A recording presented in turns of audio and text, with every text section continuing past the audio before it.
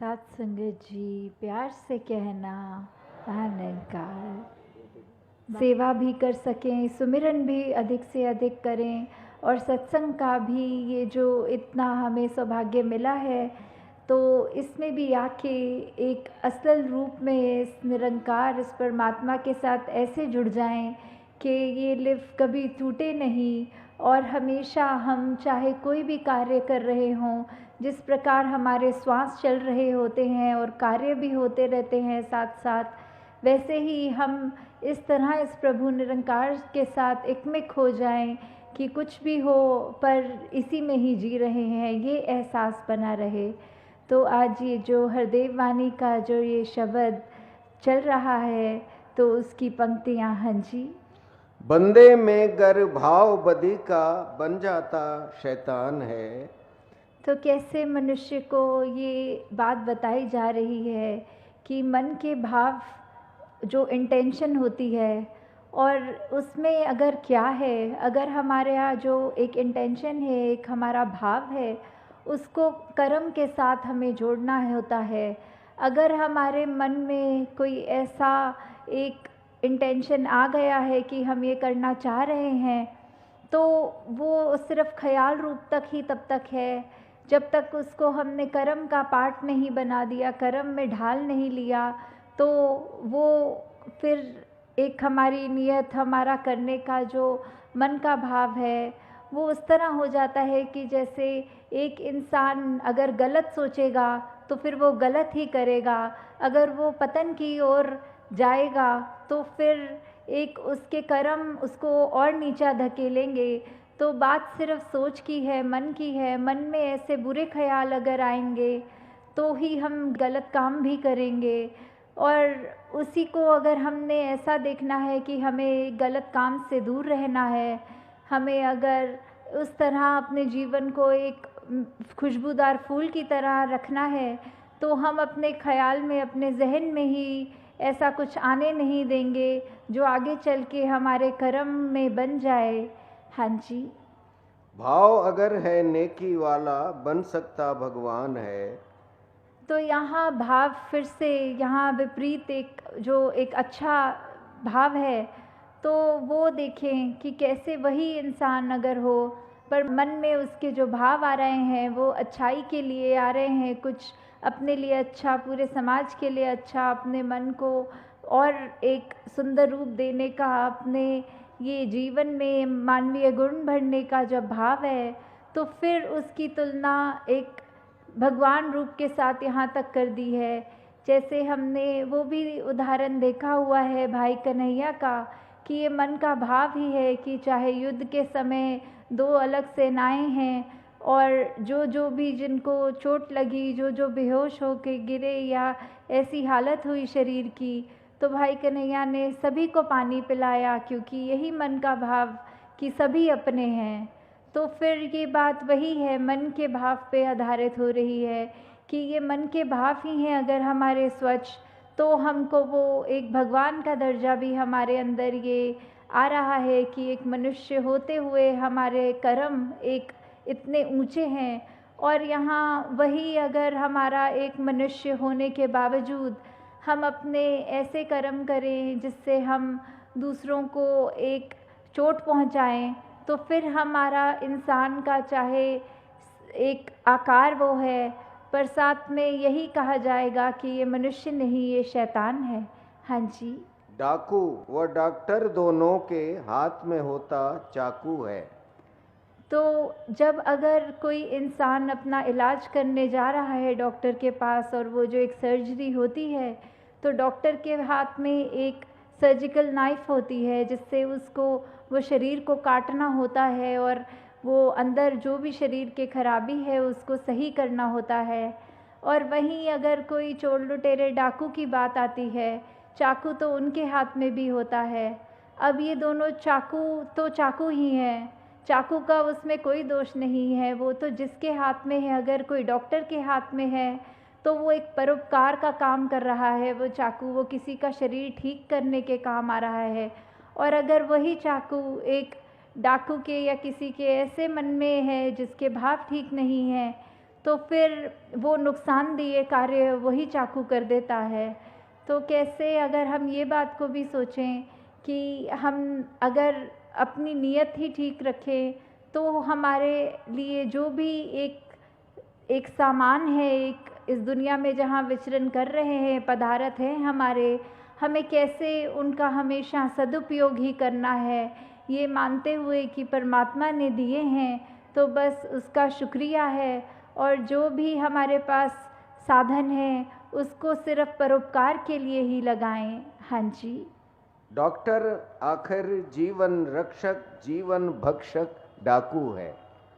तो यही उदाहरण आगे बढ़ता हुआ कि डॉक्टर ने तो फिर उस चाकू से रक्षा करी है एक इंसान की, और डाकू ने उसी इंसान को नुकसान दे दिया। तो ये बात ऐसी है कि नीयत की ही बात है कि जब एक अच्छा कार्य हमें करना है, हमने उसकी तरफ अपनी ये ध्यान लगाया और सोचा इसको एक रूप दें अच्छा, तो वहीं से ही अगर जिस तरह हम सत्संग में भी आना चाहें तो हम अपने घर से जब निकलते ही हैं सत्संग के लिए तो ही हमारे मन में वो अच्छे सुंदर भाव आते हैं कि आज सत्संग जाना है, कुछ सीखना है, अपनी ज़िंदगी को और बेहतर करना है। तो वैसे ही एक अगर हम यात्रा अपनी कर भी रहे होते हैं उसमें भी हमें ये निरंकार का एहसास लगता है कि टाइम से सत्संग पहुंच जाएं, अच्छे से महात्माओं जो भी बोलेंगे, किस रूप में बोलेंगे वो सुनेंगे भी, तो भी हमें अपने उसके बाद सत्संग का जब समाप्ति हो जाएगी तो कैसे वो सब भावों को अपने मन में बिठा के, अपने मन के भावों को शुद्ध करके अपने कर्मों में वो जब तक बातें नहीं डालेंगे तो उसका कोई फ़ायदा नहीं होगा। तो ऐसे ही इसी उदाहरण में भी कि ये डॉक्टर और चाहे एक डाकू की बात है, पर हम इसको किसी भी एस्पेक्ट में देखें, बात सिर्फ इतनी है कि मन अगर हमारा शुद्ध है, हमारी सोच शुद्ध है, तो हमारा एक भाव के बाद हम उसको कर्मों में भी एक शुद्धता डाल सकते हैं। हाँ जी। दिखने में है एक से दोनों, भाव मगर है जुदा जुदा। तो कैसे एक इंसान का जो आकार है वो डॉक्टर का भी वही होता है, डाकू का भी वही होता है, एक अच्छे इंसान का भी एक मूर्त इस दो आँखों, एक नाक, होठ, कान ऐसा ही दिखता है इंसान वो। पर बात ऐसी आती है कि इंसान को देखकर हम ये जज नहीं कर सकते कि वो कैसा इंसान है।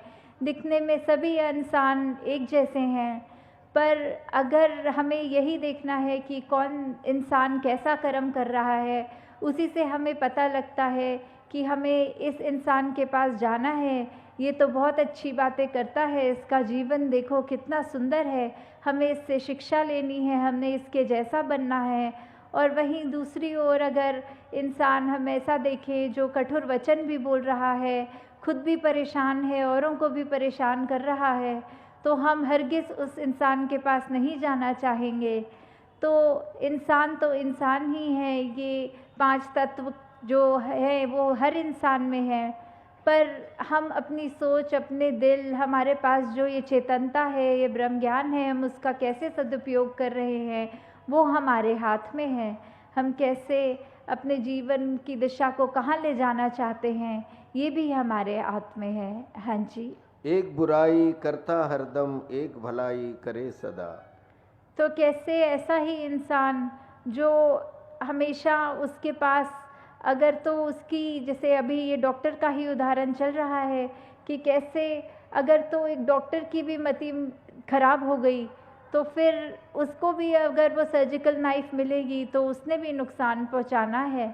और एक अगर डाकू का भी उस समय हृदय में परिवर्तन आ जाए तो उसने भी वो चाकू हाथ में होते हुए किसी के चोट नहीं पहुंचा सकता।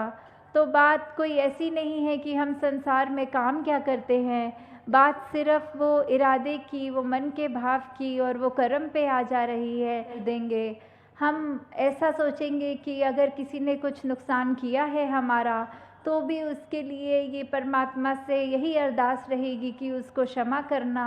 उसके अंदर अगर कोई भाव बिगड़ रहे हैं तो उसकी मति में अगर कुछ खराबी है तो दातार उसको ठीक सोच बख्शे, दातार उसके कर्मों को सुधार दे और कैसे फिर वही उदाहरण आ जाता है फूल का, कांटों का, कि कैसे शायर भी एक फरमा रहे हैं कि फूलों ने तो निभा ली कांटों से, पता नहीं इंसान किस दिन इंसान से प्यार करेगा। कि कहाँ ये चोट पहुंचाने वाह। वाले जो कांटे होते हैं, फूल तो उनके साथ विचरण कर रहे हैं, फिर भी उनसे नफ़रत नहीं कर रहे। ये पता भी है कि फूल की पंखुड़ी छुएगा अगर कोई व्यक्ति तो उसके हाथ में खुशबू होगी, पर फिर भी अगर उसी के फूल के नीचे थोड़ा हाथ पंखुड़ी से नीचे लग जाए तो कांटे चुभेंगे उस इंसान को। तो ये बात जानते हुए भी फूल कोई अपना दर्जा ऊपर नहीं समझते, कांटों का नीचा नहीं समझते, बल्कि एक ही स्टेम के ऊपर दोनों रहते हैं। तो और साथ ही ये इंसान की बात आ रही है कि फूलों ने भी जहाँ कांटों से निभा लिया है, पर हम इंसान होकर एक परमपिता परमात्मा की एक अंश होकर भी अगर हम आपस में एक दूसरे से नहीं बोल पा रहे हैं, मन में भेद रख रहे हैं, जाति पाति का हो चाहे रंग का हो, किसी तरह का भी अगर हम दूसरे को अपने से नीचा सोच रहे हैं, तो ये हमारी ही सोच में खराबी है, दूसरे इंसान में खराबी नहीं है। हाँ जी। कभी किसी के लिए हमारे मन में ना दुर्भाव हो। तो कैसे ये हरदेव वाणी में ये शब्द का सारांश जो निकल के आ रहा है कि हम अपने मन के अंदर हर एक के लिए भला ही सोचें, हम हर एक के लिए यही सोचें कि हर कोई हमारा ही है, हर कोई अपना ही है। इस हद तक कि अगर हम किसी को मिलते हैं, जब उसके चरणों में ये धर्मंकार करते हैं, तो हम यही मानते हैं कि ये शख्स भी तो ऐसा ही है जैसा मैं हूँ, क्योंकि जो मेरे अंदर परमात्मा है वो अगले सामने वाले के भी अंदर है, और उसी परमात्मा को यहाँ नमन हो रहा है। हम जिससे भी मिलें हमें अपना अक्स उसके अंदर नज़र आए। तो ऐसा जब ये संसार बन जाएगा, जब हम दूसरों के लिए भी अपने मन से शुभकामना रखेंगे, तो ही हमारा जीवन असल में एक वर्थ लिविंग लाइफ बन जाएगा। एक जीवन जीने की कला क्या होती है, वो दूसरों के लिए मन में हित रखने की बात आ जाती है। तो दासी और अधिक समय नहीं लेना चाहेगी, हर एक का भला करते जाएं और जो हमें मिला है उसका सदुपयोग करके परमात्मा का शुक्राना करते जाएं। साथ संगत जी, प्यार से कहना, धन्यवाद।